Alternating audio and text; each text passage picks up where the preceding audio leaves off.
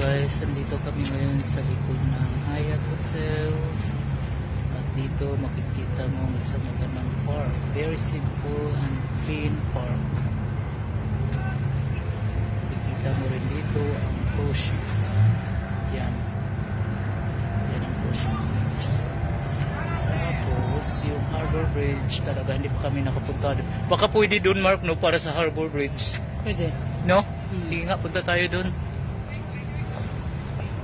Dito tayo naman, dito tayo naman. Lalaki tayo saan? Okay. Sana dinala ko yung tripod. Meron ka? Hindi nakadala. Maliit kasi itong bag to eh.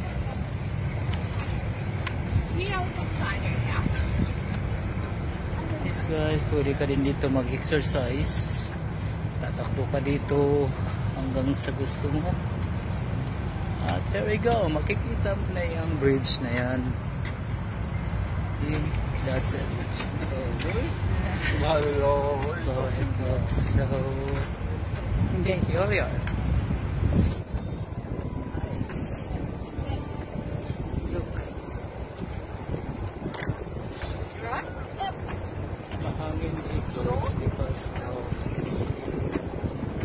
yan, makikita mo na.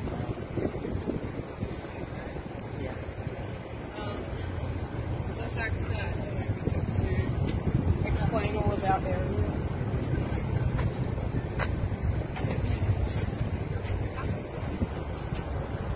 Tapos sa baba ng bridge guys, may park din doon.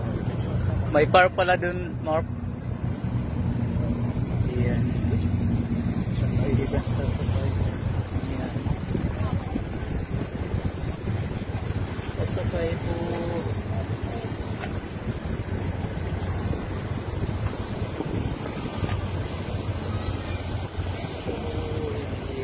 I just forgot to bring the tripod, so it's very tiring holding this kind of video recording. Sa lalim ng bridge ay may malinis na po. Kung saan pwede ka dun upot kakain, huwag ka lang magtapo ng basura o rubbish para hindi ka mapupulis.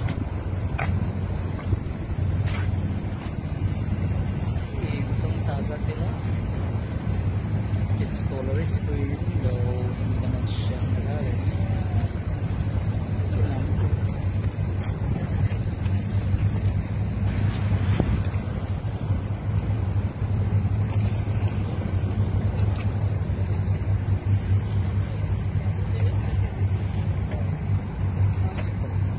Nandun na pa.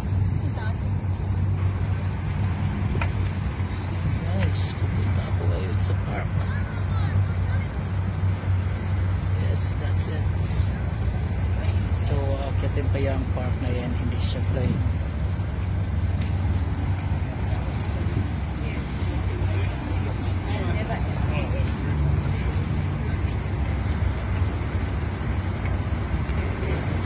Punta tayo doon. Akit tayo sa park na yan.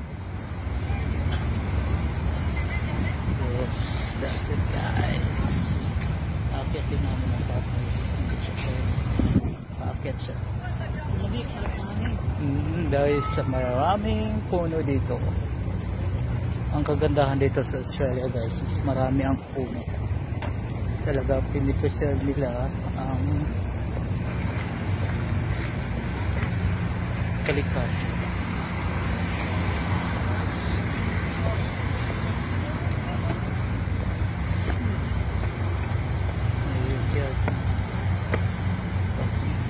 Park. Ayan. Naglalakihang mga puno guys.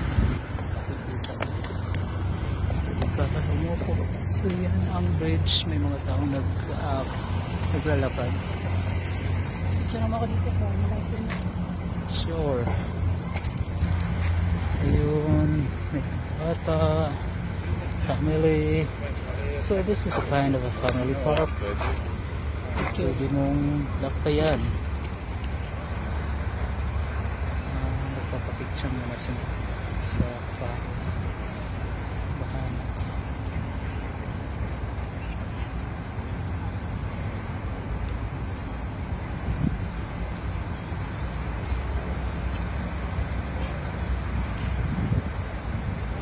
Lipat ka doon. Center.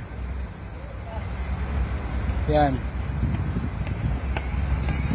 Okay. Picturean niyo rin ako dyan. Pang souvenir.